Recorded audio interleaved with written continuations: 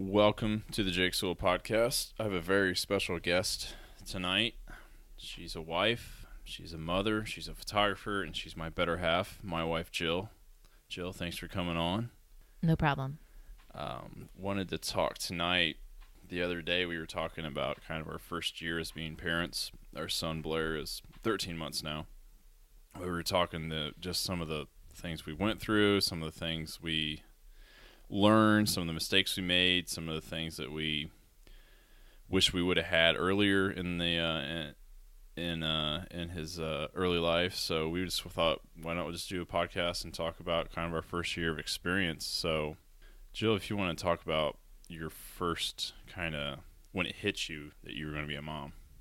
Well, obviously, when those two pink lines came through, it kind of smacked me in the face that we were going to be parents. And then I'd say after that, it didn't really sink in until we went to the doctor for the first time and heard his heartbeat. And then after that, it was only a couple of days later, we had our first ultrasound and we could see our little one kicking and moving around on the screen. And for me, that was a pretty emotional experience. And every ultrasound after that, I had tears in my eyes looking at him. Yeah, definitely the first ultrasound and hearing the heartbeat was a big hit, and then feeling him move for the first time. But for me, I mean, obviously I knew and it was coming, and it just seemed like, well, you know, we got 2 more months or we got another month. But it really hit me when we got to the hospital and you got there and you got your epidural, so you were pretty relaxed at the time. And I was like, I'm going to go get some food because it was like 4 in the morning, and I'm sitting at Subway because there's a Subway at Ball Memorial that's open 24 hours. And I'm sitting there by myself, and that's when it really hit to like what happened the last 12, 15 years. It was just like, it seemed like just yesterday I was in high school, then I was in college, and now all of a sudden I'm getting ready to be a father. And it was kind of an epiphany moment. It was just like, wow, this is really happening. Because the early part of the pregnancy, I was like, well, yeah, he's coming, and he's going to be here in December or January, but it's just now July. So that, for me, that's when it hit for me. Mind you, he's eating Subway in the hospital because I can't eat anything at the time. That's why I was downstairs in the hospital lobby eating by myself. I was not eating in front of you. I was upstairs starving. And in the birthing classes, they talked about the husband or, you know, the father needs to make sure he's not hungry during the birth because it could be a long process. So Yeah. I think it was a good idea for me to slip down and get a bite to eat. I don't think there's anything wrong with that. I was really craving some Subway. Yeah, you definitely were. It was actually your first meal after he was born. We got settled in a room, and she says, I'm hungry, so I didn't have to ask. I just went straight to Subway and got you, I think it was turkey or ham or something. I can't remember. But speaking of birthing classes, it's one thing we did take advantage of. I would recommend them. I think you would say the same thing. Yeah, I would recommend them. I mean, I have a 5-year-old nephew, and I've babysat in the past, but there are some things as far as taking care of a baby day in and day out 24/7 that I had no clue about. And obviously the whole labor and birthing process, it just gives you a lot of pointers on how to get through that. Although mine was pretty fast and intense from start to finish. Yeah, the birthing classes for me, because I had never been around kids that much as far as actually being responsible for them. Have cousins and a nephew, but I was not, needless to say, I was not going to be in charge of them or taking care of them. But it was nice, just some things we learned, whether it be safety around the house or some tips to take care of them. For me, and probably the best 3 things I got out of the classes was they come out a little blue. It looks like they're covered in cottage cheese, and they're going to have a cone head. And that's across the board, and that was one thing I'm really glad that I knew was going to happen that way, because if I probably would have freaked out. Because Blair was all of the above. Yes, he had all 3, and going through those classes and being prepared for that, it wasn't as big a deal. I mean, it was still a huge moment, and you know, you're still kind of freaking out because what you just saw, but the fact that I understood that he was going to be blue, covered, and conehead. What are some of the I would call must have items that we either did or didn't have before Blair came? Because I know there were things that we got that we didn't use, and then there were things that we had to buy after he came that just made life easier around the house or taking him out. I would say probably my number one that I've loved having is a video monitor. Yes, they are expensive. I think the one that we got was maybe around $120, and that is on the lower end of some of the ones I've seen. Yeah, it was a Motorola. Motorola, as Jake is checking ours right now because our little one is currently asleep in bed. I love having it. It gives me some peace of mind just to be able to turn that on and look at him, make sure everything's okay. And I think it also gives Blair a little bit of independence as far as every cry or noise or whimper, I'm not wondering what's going on. I can just take a look at the monitor and see that he either went back to sleep or he's standing up in his crib. I'm able to kind of decipher what's going on with him and if I need to go in and get him up or if he's just going to go back to sleep. And also, I love having our noise machine. Blair likes to listen to ocean waves for his naps. I don't think Blair's the only one in the house that likes the ocean waves. Yes, on a side note, I have gotten accustomed to listening to ocean waves myself. Yeah, I think we had his set up for about a week, and then all of a sudden there was a second one in the house for our bedroom. Yes. I think most noise machines come with several different noises that you can choose from. I think Blair's has different lullabies or heartbeat, white noise, a river. I like the ocean waves just because it's a little more soothing, at least to me, to listen to it. I think for him as well. And you don't like the white noise because you think you're going to hear ghost voices in the middle of the night. Yes, exactly. That was creepy. So we went with ocean waves. What was it? Was it Paranormal Activities? Is that why that? I don't know. I think that was maybe. Not also does, or also it soothes the baby. They can hear that noise, and it kind of reminds them of being in the womb.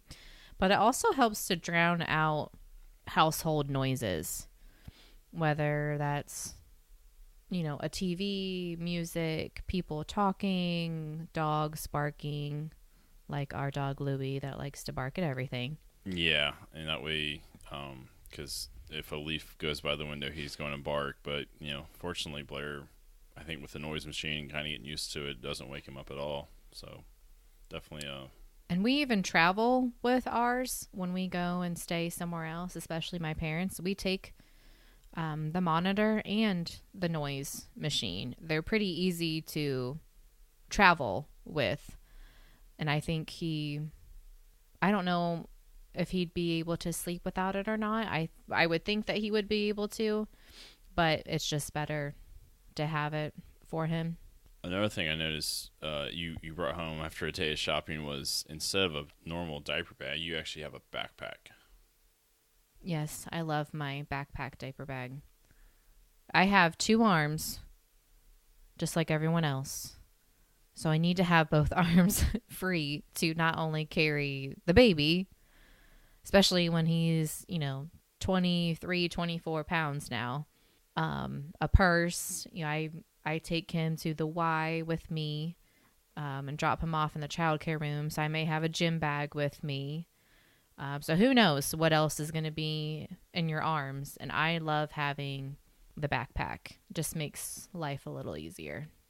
Now, it also has clips on it that you can kind of clip it to like a stroller or a shopping cart, right? Yes, I can clip it to both of those. So I can clip it to the stroller instead of having to put it down below on the stroller, and I can clip it to the shopping cart, and that saves you room in your shopping cart.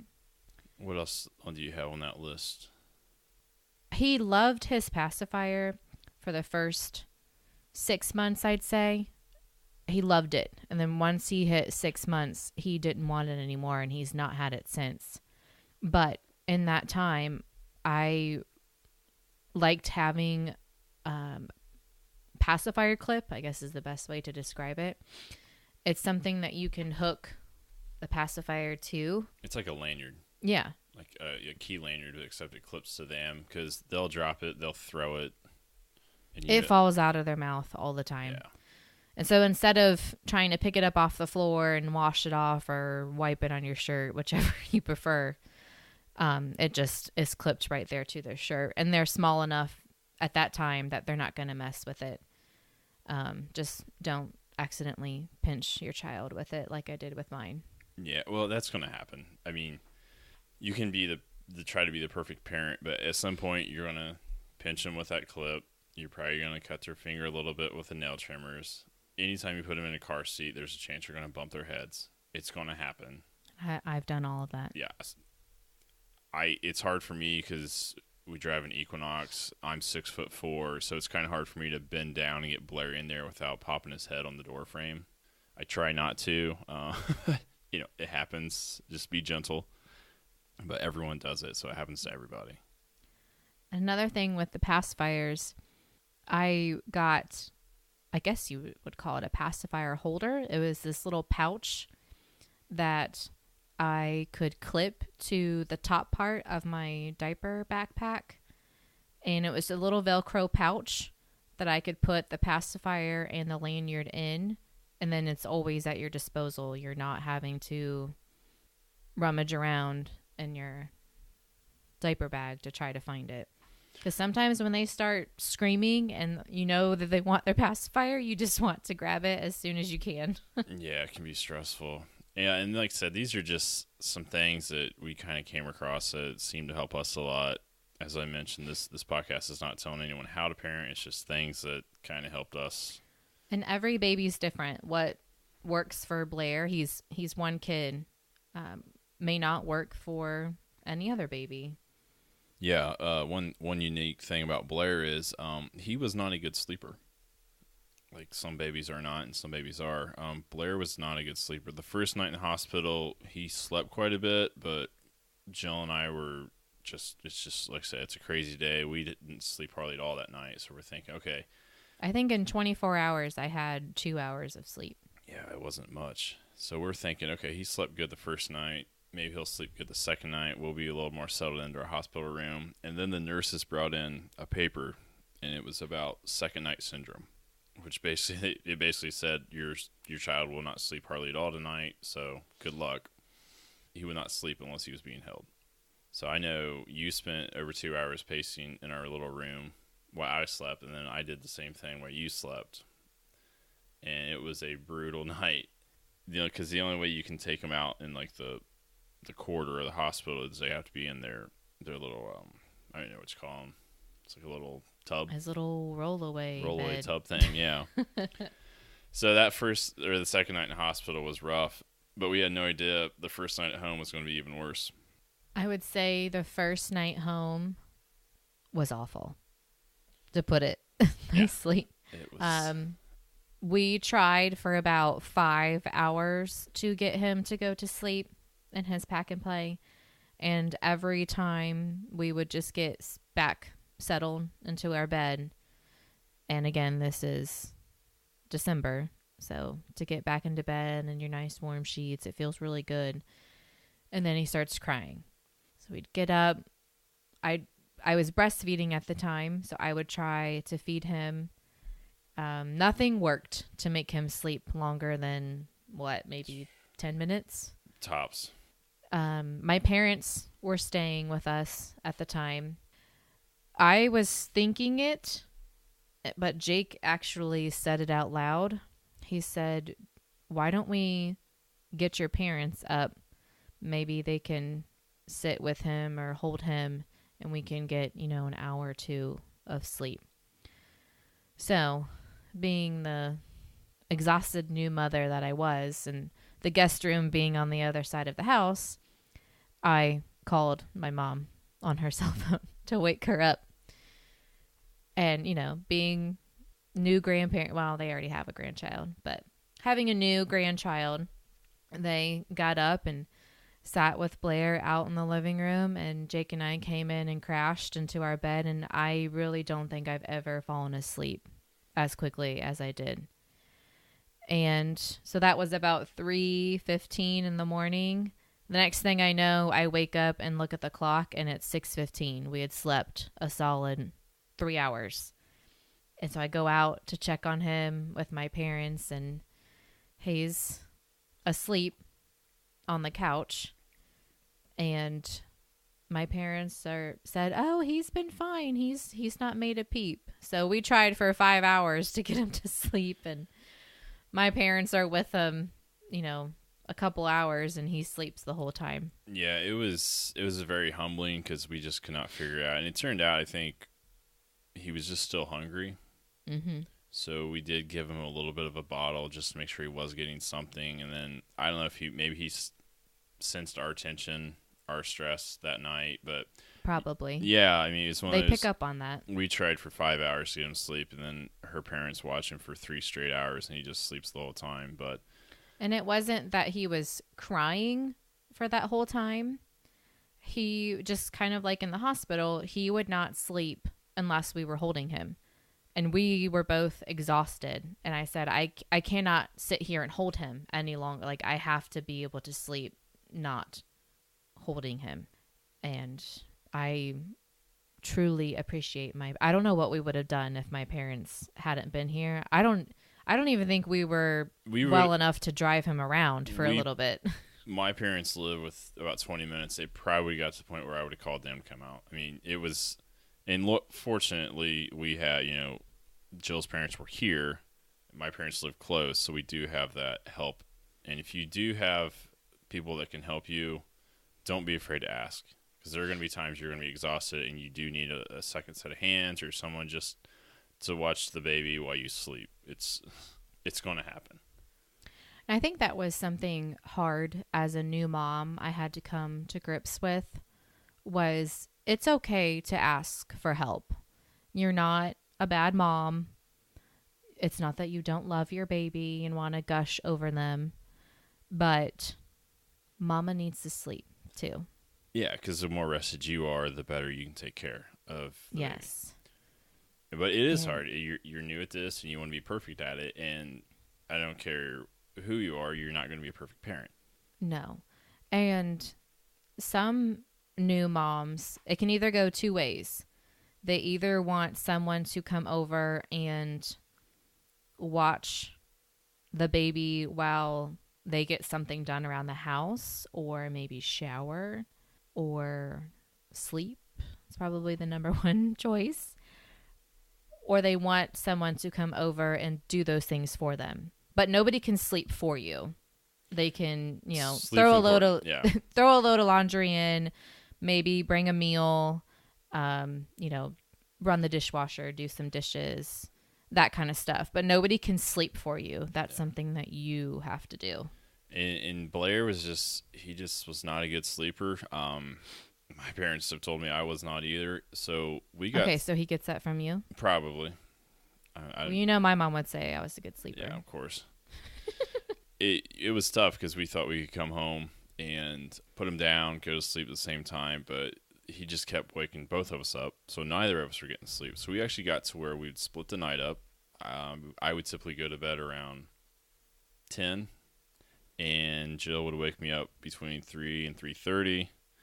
Then I would come in here and watch him and sometimes hold him, or sometimes he would sleep a little bit. And then she would wake up about 7 when I went to work.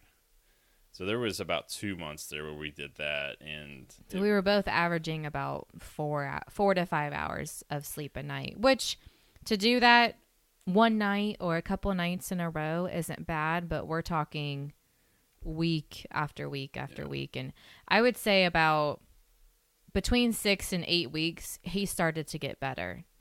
He would sleep, a 4 to 5 hour stretch. It does get better.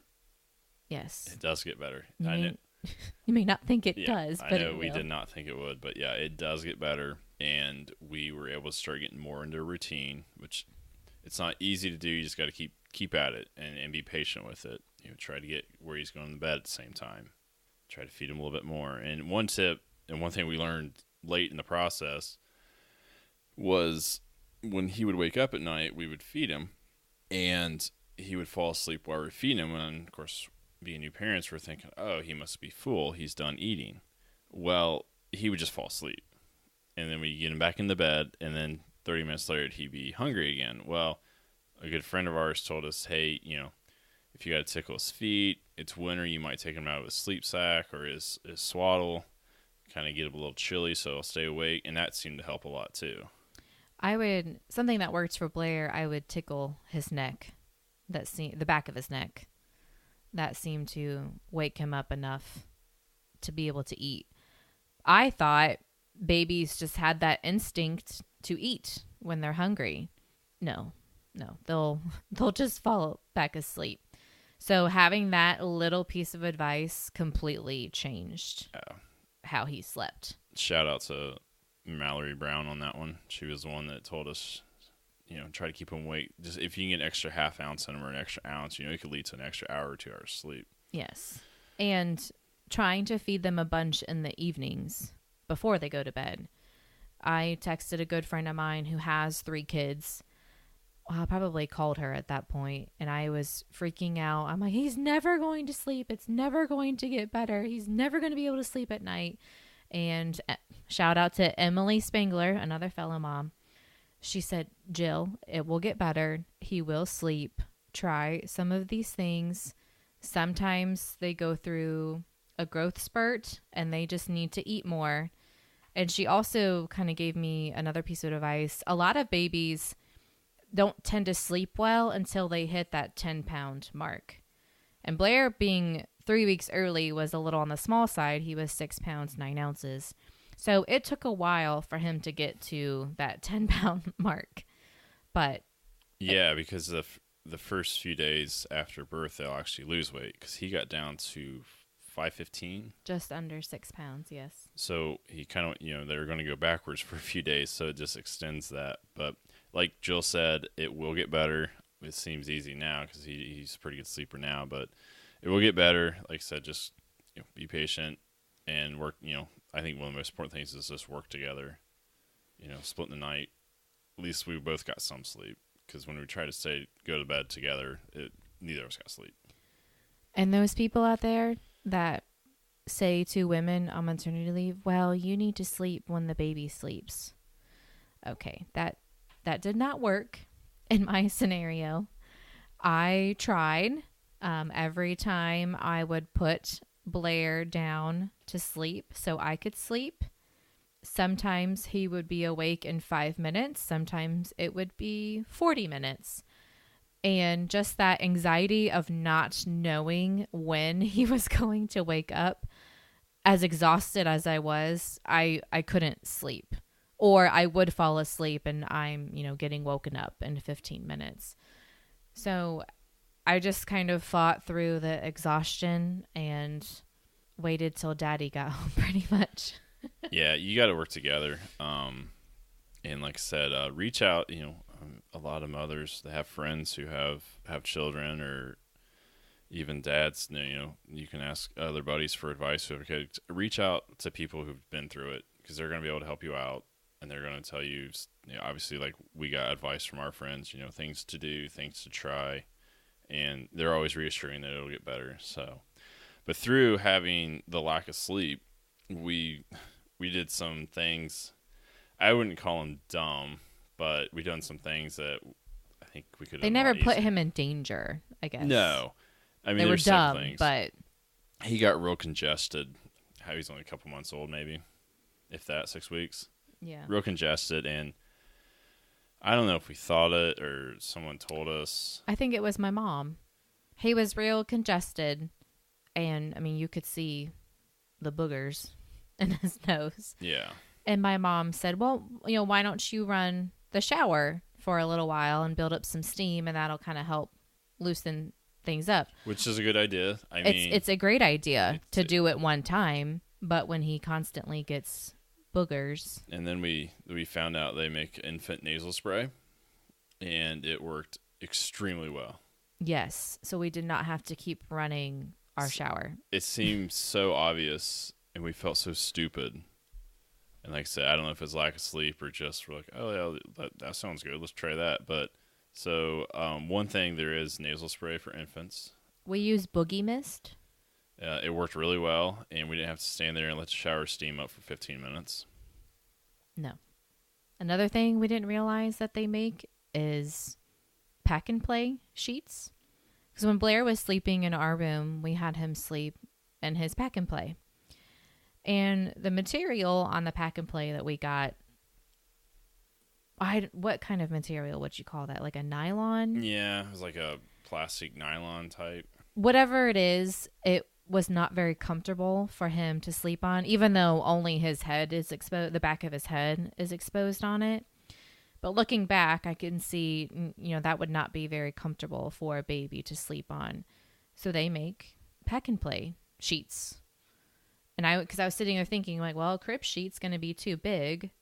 So what, and you don't want anything loose in their sleeping area. So a friend mentioned, well, they make play yard or pack and play sheets. Great. Awesome. Got one of those. Yeah. 2-3 weeks later? Yeah. Worked a lot better. It was, yeah, as another one, we're like, how do we not know this? And that's kind of the reason we thought, let's just do this podcast and put it out there. I know we got some of our listeners are expecting here in the next few months, and we just hope someone can take some advice and not feel as dumb as we did after a few months. And one that we just realized, and I don't know why we didn't do this, was to put a mattress pad on his crib mattress. So with the cold weather that we've just had and Blair's room getting pretty cold at night, we thought, maybe his mattress is too cold against him, even through the sheet. And so I went and got a crib mattress. It made his crib mattress a lot softer and warmer. But again, never really occurred to me to get him one. We were just putting a sheet on it. And then he went to his crib around 6 months. He slept in our room at night for the first 6 months. He started napping in his crib at about 2.5 months, I'd say. Yeah, to get him used to it. Yeah, you started him early in there just to get used to his room, and which seemed to help because he didn't have any problems transitioning to his room. None at all. And I think starting him early in there, even for naps, really helped him. It wasn't like it was a brand new space to him. And then I think one of the other things where we live. This might be the dumbest that we've done. Yeah, where we live, it's a neighborhood. We're out in the country, but it's in a neighborhood, so it's a mile around the neighborhood. So we take walks all the time. Well, when we'd be walking on a sunny day, we'd be walking, and if the sun would get on him, we position one of us to like block it, so he wasn't getting sun on his face and in his eyes. Well, then I don't know how we came across it. We have one of the. It was pretty much his car seat. Yeah, it just that you dropped could down into the stroller. The jogging one, and those things turn around. They do a 180. So if you're going into the sun, you can turn it around. Yeah, it took us about 5 months to figure that one out. So one of us would be walking along the stroller trying to block the sun when all we had to do was just turn the seat around. And we just looked at each other at the end of the road just thinking, how did we not? Was it you that said, I wonder if this turns around? Yeah, I was like, hey, I wonder if this turns around. Why didn't it occur to me 3-4 months before that? I don't know. So if you get a stroller, it's kind of the all-in-one. It's the car seat. It has the bigger wheels. It's kind of like a 3-wheel jogging stroller. It's a Graco Modes jogger, I think is what we use. And you're walking in the sun, just flip the seat around. Trust me, it's a lot easier.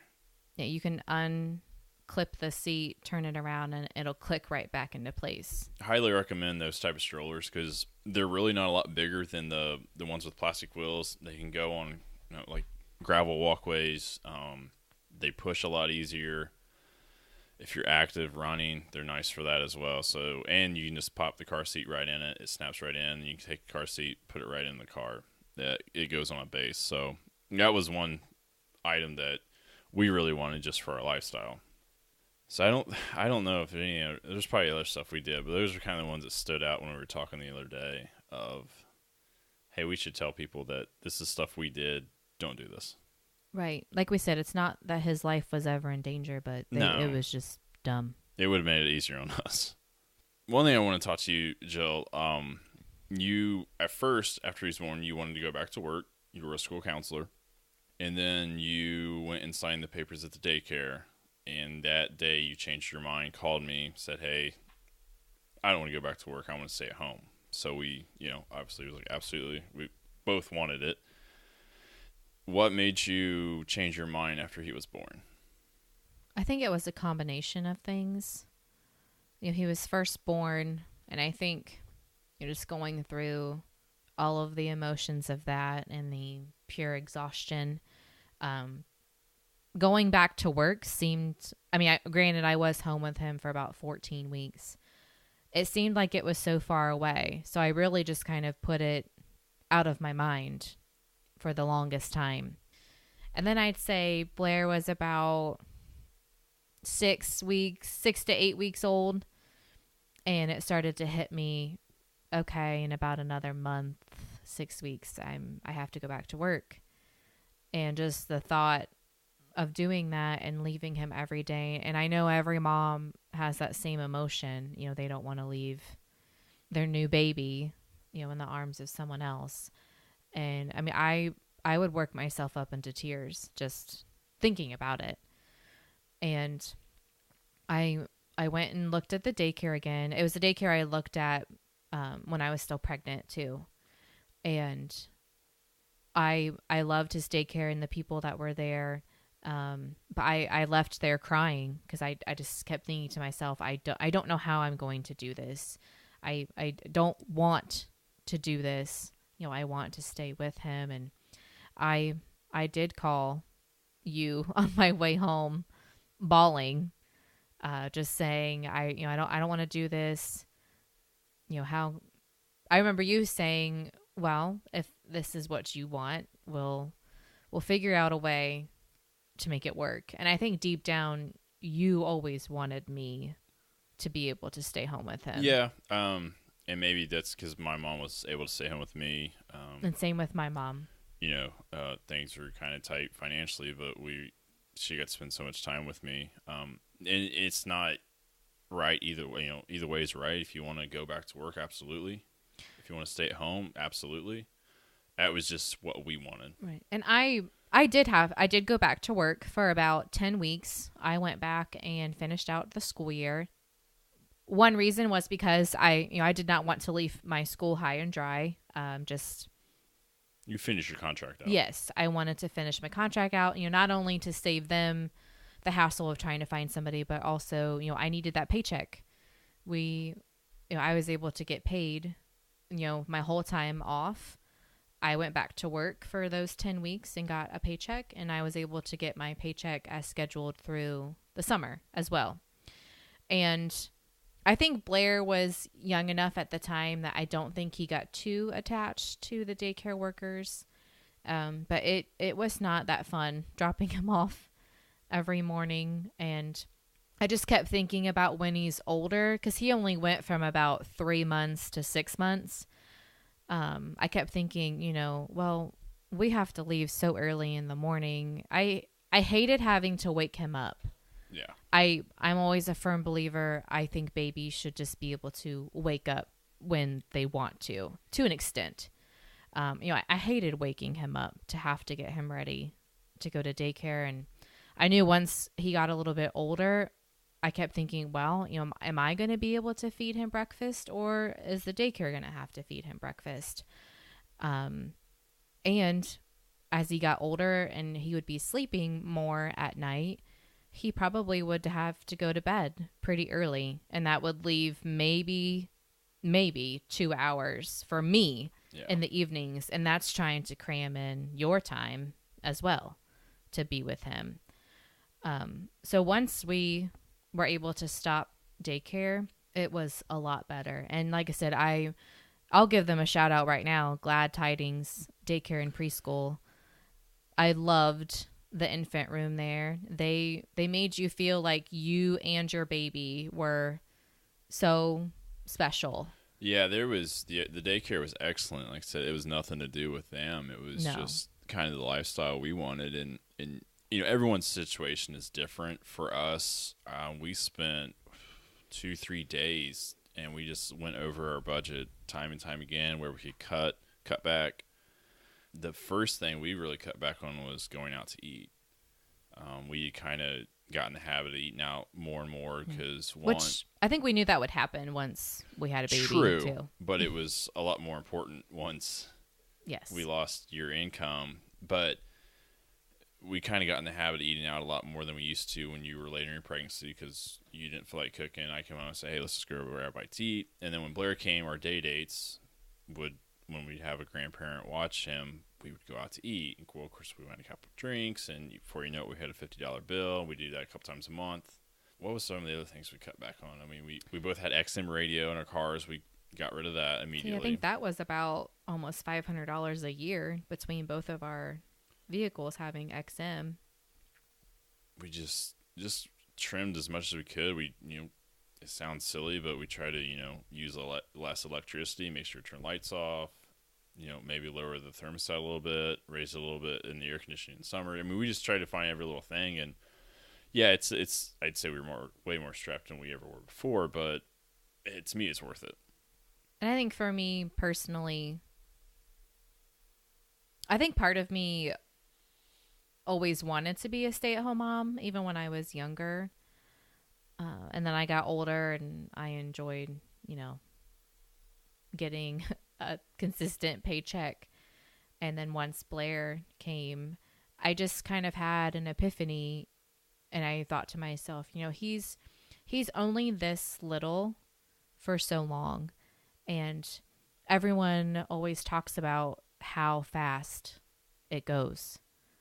And I don't think you realize it until they're here. No, time has sped up And like crazy since he's came along.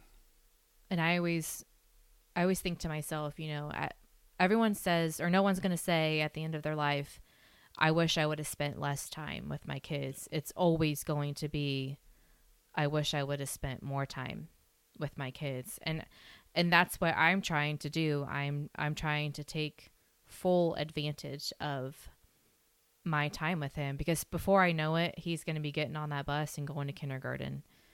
And, there went our time together. Yep. One thing I think really helped you, Jill, was even though you're a stay-at-home mom, we started Jill Sewell Photography. And photography had always been a passion, a hobby for you. We started doing it kind of on the side a couple years ago. And then once Blair came along and you didn't want to go back to be a counselor, we decided to start the photography business. One, it brought in some extra income last year. And two, I think it helped you do something more than just being a mom. Right. And there's nothing wrong with being just a mom. But I like kind of having my own outlet, I guess. It's something that I can go and do that is for Blair, but it has nothing to do with him. Well, I think it's important. Yeah, I think it's important to have something that gets you, either out of the house or your mind off of, taking care of him. Especially, I'm here. If I'm here, I can play with Blair when I get home from work, and you can go edit photos. And it doesn't have to be photography. It could be, going and working out or something like that. I think it's important to get away from your baby, an hour a day, a couple hours a week. We need breaks from each other. Absolutely. It's no different than a married couple. I mean, Yes. At that point, you kind of got to get away from each other, and then when you get back together, it's even better. So I think starting that photography business helps you not I won't say a rut of being just a mom, because that's very important. That's the number one job. It is, but you also have something else. Yes. That keeps you busy, brings in income for the family. So after you've been at home with Blair for a year now, what are some of the pros and some of the cons of being a stay-at-home mom? I feel like I should start with the cons. Bad news first. Sure. Well, it could be a good or a bad thing. Your wardrobe definitely changes. I no longer daily wearing nice dress clothes, dress pants, dress shoes, sweaters, dresses, skirts. Doesn't mean you can't when you stay at home, but it's not really. A lot of sweatpants and hoodies. Yes. In fact, this year for Christmas, I had asked my mom. I said, can I have some more sweatpants? I don't really have that many. It doesn't mean that when Blair and I go somewhere, I don't kind of, I guess you could call it dressing up. I mean, if you don't know me, I don't really dress up that much. But definitely your wardrobe changes. So like I said, it could be a good or a bad thing. You will tend to get a little lonely. And that's not a bad thing. I'm not saying that it's a super bad thing. It's just, yeah, it's me and a 1-year-old. You know, he knows 2 words. Yeah. He knows dog and dada. So, of course, he doesn't even know how to say mama yet. Not a lot of intelligent conversations going on. No. So, yeah, there's not a whole lot of I mean, I talk to him all day, and he's to the point now where he's understanding a little bit more of what I say. But him and I eat breakfast and lunch together, and yeah, there's not a whole lot of adult conversation going on. And I think that brings up another point that really helped us was we made time for dates, just you and I. It didn't matter if your parents were here or my parents came over and watched Blair. We made time for dates, and it doesn't have to be going out to a fancy dinner. Some of our dates were going and doing photography shoots. We might have sessions at a park. You and I would go early or stay after, and we'd just go for a walk and talk. So getting that time as husband and wife, I think, is very important, at least once a month. Yes. And to combat the loneliness, I, several days a week, take Blair to our local YMCA. I've been a member there for over 6 years.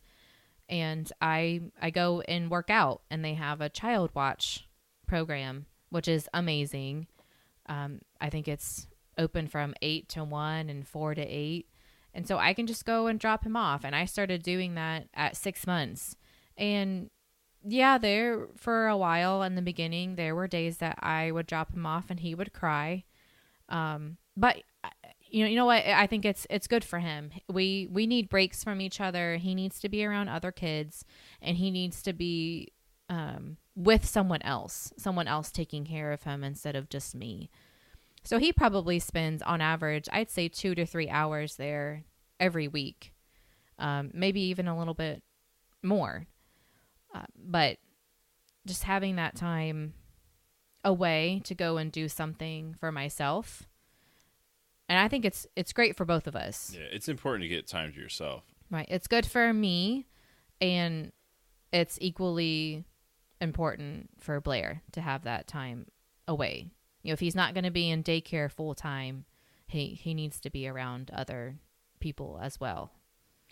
I think one of the positives of you being able to stay at home is making his own food.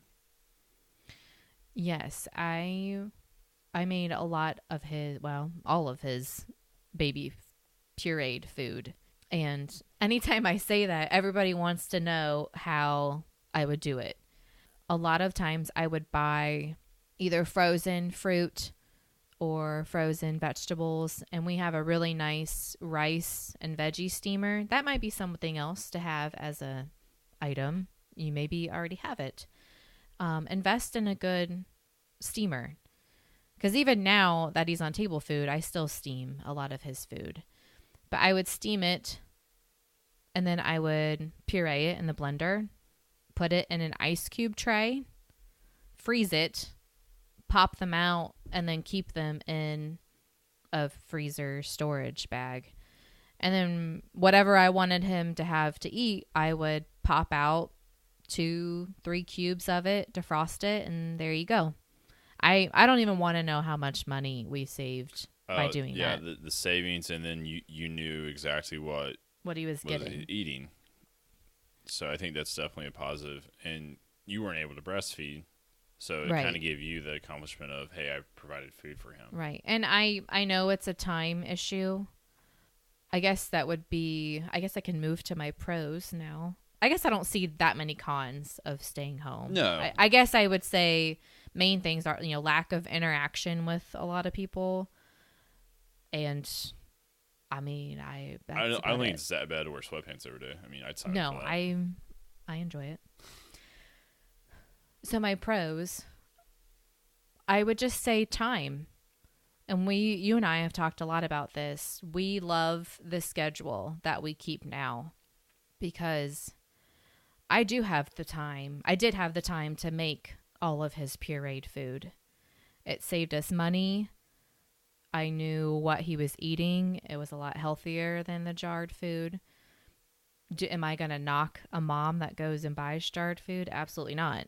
No, You do what you got to do to feed your baby. absolutely. That's kind of the formula breastfeeding And if you're controversy. not staying at home and you're working, you're not making his food. Right. I mean, I would try to maybe make some of it. it but is time consuming. Yes. And I like it. Like you're able to come out and bring him out to my work, and we have lunch together. Yes. I love being able to have our own schedule. We try to get him to go to bed the same time every night, but he doesn't really go to sleep till maybe 8 at night. And he sleeps, or he gets up maybe 7:30. Most nights, hopefully he's not up in between there. We're still working on that. But I don't have to force him awake every morning like I would have if I would have had to take him to daycare. It's very rare that I have to go in and wake him up if we have to go somewhere. There is a class at the Y. It starts at 8:30. So some mornings he's awake in time to have breakfast before we go, but other times I have to go in and wake him up. I love that you get to spend time with him when you get home. You get home about 4:30 and you have the whole evening with him. And I love just being able to do whatever I want with him. If I want to take him to the Y, if I want to take him to the park, to a museum, out to your work for lunch. My parents live in Columbus, Ohio, and now that I'm not working, I can take him to go see my parents for a few days and not have to worry about it because I don't have to go to school. I just love being able to do our own thing. And I always had this feeling that the daycare workers would know my child better than me. And I know I'm his mom and I'm supposed to have that mother's intuition. Well, I'm sure it's a fear a lot of mothers have. Yes. That was a fear that I didn't want to have. I want to be the one to know him best and to know what works for him. And I just had this feeling that it would be them telling me, well, we usually do this and it works, or he does this at this time. And for me, I just didn't want that for us. And again, we're saying if that's what you have to do to work and provide for your family, then that's what you have to do. That's just not what we wanted to do. I mean, it's personal choice, and sometimes it's situational. I think we know some moms that even they can stay home, they just don't want to, and that's perfectly fine too. Oh, it's not easy. I mean, I've stayed with him a few days, like on weekends, if you went and done something, and it's challenging every day. Yes, and now he's not quite walking, but he's mobile. He's into everything. He knows what he wants, but can't say it. And he's got patience like his mom, and stubbornness like his dad. So the last thing, and I don't know if this is advice or just for new parents, when you get onesies, get the ones with zippers. Trust me, at 3 a.m. in January and it's 3 degrees outside, you do not want to be fighting those little snaps. I forgot to mention this earlier because we talked about that, of how much of a hassle they are. Yes, I don't know who ever invented that. So if you got one on the way, ask before your bridal or your baby shower, or if you're going out shopping for the baby, get zippers on the onesies. That's just one thing that drove Jill and I crazy because it seemed like 10 to 1 we had onesies with the snaps. I think the reason why they're on there is so in the middle of the night you can do a diaper change and not have to completely unbutton them. But trying to get them rebuttoned is a hassle. Yeah, it's I was able to find some onesies that zipped from the bottom up, so you could unzip them like to their chest, and then change their those diaper are nice that way. Yeah. Anything else, Jill? I don't think so. Like I said, this is not us telling you how to parent. This is just our experiences over the last year. Some of the things that we, or whether it be material things that we use to help get more sleep or what it might be.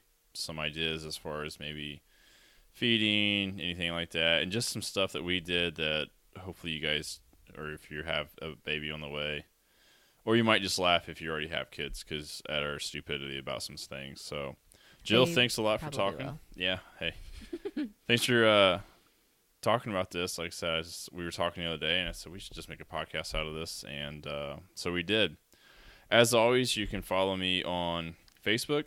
You can follow me on Instagram at the Jake Sewell Podcast, Twitter at the JS Podcast, or email me with any comments at the Jake Sewell Podcast at gmail.com. Thanks.